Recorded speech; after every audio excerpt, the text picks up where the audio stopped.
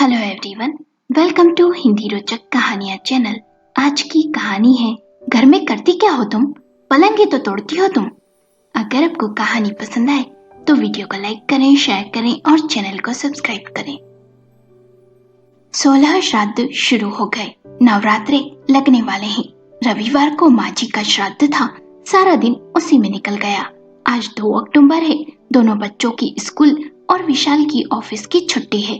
तो रत्ना ने सोचा आज थोड़ी बहुत हॉल की सफाई कर दी जाए, पर उससे पहले नाश्ता बना लेती हूँ, फिर आराम से सफाई कर खाना बनाती रहूंगी। रत्ना ने इडली सांभर चटनी बनाकर रख दिया। घड़ी देखी, 9:30 बजने आ गई थी। बच्चे उठ गए थे और विशाल भी उठ गया था। सबने नाश्ता कर लिया। रत्ना साफ सफाई में लग गई। सफाई करते करते नहाकर घड़ी देखी, 12:30 बजने को आ गए थे। बहुत थकान भी हो गई थी। रत्ना ने सोचा अभी सबने नाश्ता किया, थोड़ी देर सुस्ताकर खाना बना दूंगी। रत्ना थोड़ी देर पलंग पर लेट गई, तभी विशाल की आवाज आई, रत्ना खाना नहीं बना, अब तक भूख लगी है। रत्ना ने कहा, हाँ अभी कुछ देर पहले ही तो सबने नाश्ता किया भर पेट, थोड़ा आराम कर बनाती हूँ। तो विशाल ने कहा, यार मैं नाश्ते जैसा करता हूँ, मुझे 11 बजे खाना चाहिए होता है, छुट्टी वाले दिन भी, तुम ये बात जानती हो। रत्ना ने कहा, हाँ पर सफाई करना भी जरूरी है ना। तो विशाल ने चिढ़कर कहा, हाँ तो तुम्हें क्या छुट्टी वाला दिन ही मिलता है क्या, और कभी कर लेती। अरे सारा दिन तुम घर पर करती क्या हो, हम सभी के जाने के बाद पलंग ही तो तोड़ती हो। रत्ना ने कहा, रोज बच्चों के टिफिन, तुम्हारा नाश्ता खाना, फिर समय ही कहाँ मिलता है। आज छुट्टी थी तो तुम भी मदद कर सकते थे ना। रत्ना ये सुन तिलमिला उठी। विशाल ने कहा, हाँ तो क्या छुट्टी वाले दिन बस यही बचा है, साफ सफाई करो घर की बैठकर। बहुत बहस करने लगी हो रत्ना तुम। दूसरी औरतों को भी देखा है मैंने, नौकरी भी करती है और घर भी अच्छे से संभालती है। यहाँ तो बच्चे थोड़े बड़े हो गए हैं और समझदार भी, बर्तन झाड़ू पोछा करने को नौकरानी आती है, फिर भी हर काम में देरी होती है। विशाल के तीखे शब्द सुन रत्ना का मन दुख गया। जैसे तैसे उठी, रसोई में जाकर आलू बैंगन की सब्जी बनाकर आटा गूंथ पराठे बना दिए और विशाल को आवाज लगाई। तो विशाल ने पूछा, क्या बनाया। रत्ना ने कहा, सब्जी पराठे। ये सुन विशाल ने कहा, दाल चावल नहीं बनाए, तुम्हें पता है मैं प्रॉपर डाइट खाना पसंद करता हूँ। अरे खाना ढंग से बना लिया करो, एक काम ढंग से नहीं होता। ये सुन रत्ना को गुस्सा आया, आखिर क्या कसूर है उसका, साफ सफाई ही तो की, कोई सो तो नहीं रही थी ना, काम भी तो करो, ऊपर से 4 बातें भी सुनो। गुस्से में रत्ना ने दाल चावल भी बना दिए। विशाल और बच्चों ने खाना खाया।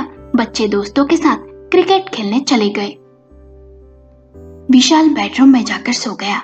रत्ना का अब भी काम बाकी था, वो निपटाने लगी। रत्ना सोचने लगी, शादी के 15 साल हो गए, जो घर को संभाल बच्चों की देखरेख में मैंने गुजार दिए। दोनों बच्चों को लगता है माँ मॉडर्न नहीं, औरों की मम्मी जैसी नहीं। विशाल को बाहर नौकरी करने वाली औरतें अच्छी लगने लगी है, जो पैसा कमा कर लाती है। घर गृहस्थी संभालने वाली मैं तो विशाल की नजरों में गंवार हूँ। विशाल की बेरुखी मैं कई दिनों से देख रही हूँ। आखिर कहाँ गलत हो गई मैं, क्या घर गृहस्थी के कामों की कोई अहमियत नहीं है। अगर वो बाहर जाकर नौकरी कर रही होती तो मेरी अहमियत अलग होती। मेरी जब शादी हुई तब मैंने पोस्ट ग्रेजुएट पूरा किया, चाहती तो नौकरी कर सकती थी, मेरी इच्छा भी थी, पर उस समय ससुराल वालों को नौकरी करती हुई बहू पसंद नहीं थी। विशाल भी तब यही कहता था कि नौकरी की क्या जरूरत है, मैं हूं ना। फिर बच्चे हो गए तो विशाल ने कहा, बच्चों को अच्छे संस्कार दो, उनकी पढ़ाई में मदद करो, घर संभालो, यही काफी है मेरे लिए। फिर देवरानी सास ससुर को अपने पास रखना नहीं चाहती थी, क्योंकि वो नौकरी जो करती थी, सो वे मेरे पास रहने के लिए आ गए, हमेशा के लिए।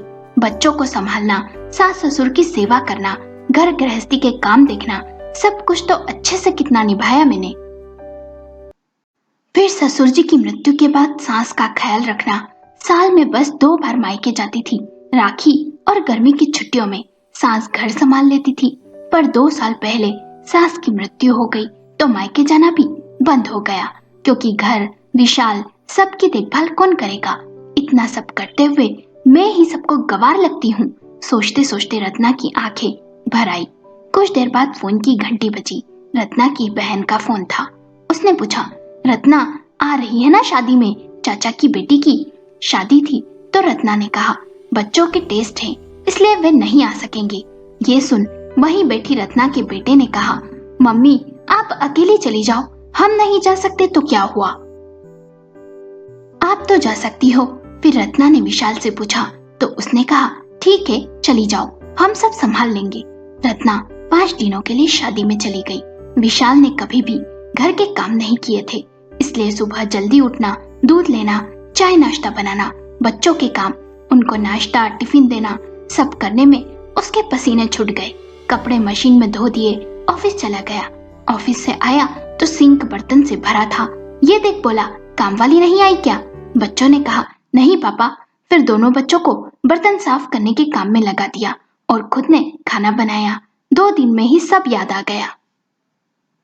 बाजार से सब्जी लाना, बच्चों को ट्यूशन छोड़ना, ट्यूशन से लाना, बच्चों की जरूरत का सामान लाना। मुंह से निकला, रत्ना कैसे अकेले घर और बाहर ये सब काम कर लेती है। 3 दिन ऑफिस से छुट्टी ले ली, फिर भी बड़ी थकान हो गई। सोचा बस रत्ना आ जाए तो आराम करूंगा जी भर के।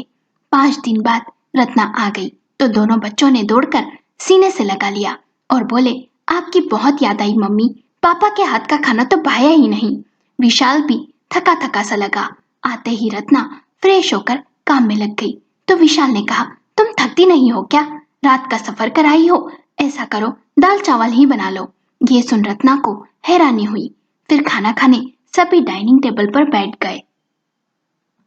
रत्ना के छोटे बेटे यश ने कहा, पापा मुझे सबके अचीवमेंट्स लिखना है, प्लीज लिखवाओ ना। आपके और भैया के अचीवमेंट्स तो मुझे पता है, मम्मी के क्या लिखूं समझ नहीं आ रहा। ये सुन रत्ना ने सोचा, यश ने गलत इंसान से ये सवाल पूछ लिया। अब विशाल यही कहेगा कि तुम्हारी मम्मा ने किया ही क्या है जो उसके अचीवमेंट्स हो। रत्ना अभी कुछ सुनने के मूड में नहीं थी, इसलिए खाने के बर्तन उठा के जाने लगी। तभी विशाल ने कहा, यश हम सबसे ज्यादा अचीवमेंट्स तुम्हारी मम्मा के हैं बेटा। तुम्हारी मम्मी का हम सबको बनाने में योगदान रहा। तुम्हारा फुटबॉल टीम में चयन मम्मी की वजह से हुआ, क्योंकि उन्होंने तुम्हारी इच्छा को देख तुम्हें फुटबॉल क्लब ज्वाइन करवाया। तुम्हारे भाई को स्कूल में बेस्ट स्टूडेंट का अवार्ड मिला, उसका क्रेडिट भी तुम्हारी मम्मी को ही जाता है, क्योंकि वे सुबह जल्दी उठकर तुम दोनों को तैयार करती है, स्कूल भेजती है, स्कूल से आने के बाद होमवर्क करवाती है, तुम्हारे सोने खाने पीने का ख्याल रखती है जिससे तुम बीमार ना हो और तुम्हारी स्कूल की ज्यादा छुट्टियां ना हो। और तो और तुम्हारी मम्मी की ही मेहनत और लगन थी कि मेरा प्रमोशन हुआ। तुम्हारी मम्मी मुझे समय पर नाश्ता टिफिन देती है जिससे मैं समय पर ऑफिस जाऊं। मेरा उत्साह मनोबल बढ़ाती है जब मैं निराश होता हूँ। तो जब कभी ऑफिस से आने में किसी कारण लेट हो जाता हूँ तो उन्होंने कभी शिकायत नहीं की, बल्कि मेरी गैर मौजूदगी में घर बाहर सभी कामों की जिम्मेदारी बखूबी निभाती है। तुम्हारी मम्मी 24/7 काम करती है, चाहे छुट्टी हो या बीमार हो तो भी। ये सब सुन रत्ना की आंखें नम थी तो यश ने कहा, सही कहा पापा, आपने मम्मी वर्ल्ड की बेस्ट मॉम है, सबसे ज्यादा अचीवमेंट्स मम्मी के हैं। और रत्ना से लिपट गया। तभी रत्ना का दूसरा बेटा भी रत्ना के सीने से लग गया और बोला, मम्मी आपके बिना हम कुछ नहीं है। कुछ देर बाद रत्ना कमरे में गई तो विशाल ने कहा, सॉरी रत्ना, मैंने तुम्हें ना जाने क्या क्या कहा, पर इन 5 दिनों ने मुझे ये एहसास दिला दिया कि घर गृहस्थी संभालना सबसे बड़ा काम होता है। दरअसल पहले माँ ने सब संभाला, फिर तुम आ गई। कभी तुम कहीं जाती तो माँ संभाल लेती, पर वे नहीं है तो इस बार मुझे ही सब करना पड़ा।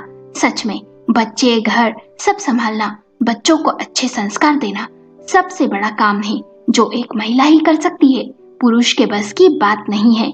ये सुन रत्ना ने कहा, बस बस रुलाओगे क्या? तो विशाल ने उसे बाहों में भर लिया। रत्ना बेहद खुश थी कि उसके पति और परिवार को उसकी अहमियत तो समझ आई। कभी कभी दूरियां वो काम कर जाती है जो नजदीकियां नहीं कर सकती। ये सोच रत्ना मन ही मन मुस्कुरा रही थी। दोस्तों, आपको ये कहानी कैसी लगी? हमें अपने विचार कमेंट करके बताएं। कहानी पसंद आई हो तो लाइक करें, शेयर करें और चैनल को सब्सक्राइब करें।